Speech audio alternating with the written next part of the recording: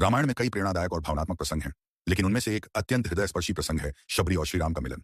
यह प्रसंग न केवल भक्ति की पराकाष्ठा को दर्शाता है, बल्कि यह भी दिखाता है कि ईश्वर अपने भक्त के प्रेम और श्रद्धा को किस प्रकार से स्वीकार करते हैं। शबरी एक भील जाति की वृद्ध महिला थी, जो ऋषि मतंग की शिष्या थी।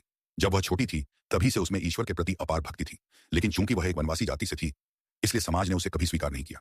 उसके माता पिता ने भी उसके भक्ति भाव को तुच्छ समझा और विवाह करने का दबाव बनाया। शबरी को एहसास हो गया था कि संसार में सच्चा सुख ईश्वर की भक्ति में ही है। अतः वह घर से भाग गई और जंगल में आखिर ऋषि मतंग के आश्रम में सेवा करने लगी। ऋषि मतंग ने उसकी सच्ची भक्ति को पहचान कर उसे शरण दी। ऋषि मतंग अपने अंतिम समय में शबरी से बोले, शबरी, एक दिन भगवान श्री राम इस वन में आएंगे, तुम उनकी प्रतीक्षा करना। यह वचन सुनकर शबरी ने जीवन का उद्देश्य पा लिया। वह रोज सवेरे उठती, पूरे आश्रम की सफाई करती, रास्तों को सजाती, फूल बिछाती और रोज यही कहती, आज तो राम आएंगे।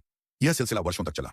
उसकी आंखें बूढ़ी हो गईं, शरीर कमजोर हो गया, लेकिन उसकी आस और भक्ति कमजोर नहीं पड़ी। शबरी जंगल के विभिन्न फलों को लाकर संग्रह करती और हर फल को चखती कि कहीं कोई कच्चा या खट्टा तो नहीं है।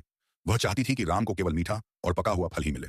यह प्रेम और श्रद्धा का चरम रूप था। रामचंद्र जी जब सीता जी की खोज में लक्ष्मण के साथ दंडकारण्य वन में पहुंचे, तो वे मतंग ऋषि के आश्रम के पास आए। वहां उन्हें शबरी मिली। शबरी ने जब उन्हें देखा तो उसकी वर्षों की तपस्या सफल हो गई।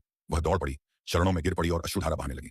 राम ने स्नेह से उसे उठाया और मुस्कुराकर बोले, मां, मैं जानता हूं तू मेरी प्रतीक्षा कर रही थी। शबरी ने विनम्रता से उनका सत्कार किया, उन्हें बैठाया और फिर वह फल लेकर आई जो उसने वर्षों से उनके लिए संजो कर रखे थे। उसने प्रत्येक फल को पहले खुद चखा था कि कहीं वह खराब तो नहीं। जब उसने श्रीराम को वह फल दिए, तब लक्ष्मण को यह बड़ा अजीब लगा। उन्होंने सोचा, यह तो झूठे फल हैं। लेकिन श्रीराम ने उन फलों को अत्यंत प्रेम से खाया और बोले, लक्ष्मण, इन फलों में जो स्वाद है वह मुझे स्वर्ग के अमृत में भी नहीं मिला। यह प्रेम से अर्पित है और प्रेम ही सबसे बड़ा स्वाद है। शबरी का प्रसंग रामायण में एक बहुत ही महत्वपूर्ण संदेश देता है। ईश्वर को जात पात, ऊंच नीच, अमीरी गरीबी से कोई मतलब नहीं होता। उन्हें केवल अपने भक्त की सच्ची भावना और भक्ति चाहिए। शबरी न तो वेदों की ज्ञाता थी, न किसी यज्ञ या अनुष्ठान की विदुषी, लेकिन उसकी निष्कलंक भक्ति ने स्वयं भगवान को उसके द्वार पर आने को विवश कर दिया। शबरी से मिलकर श्रीराम ने उसे आत्मज्ञान का उपदेश भी दिया।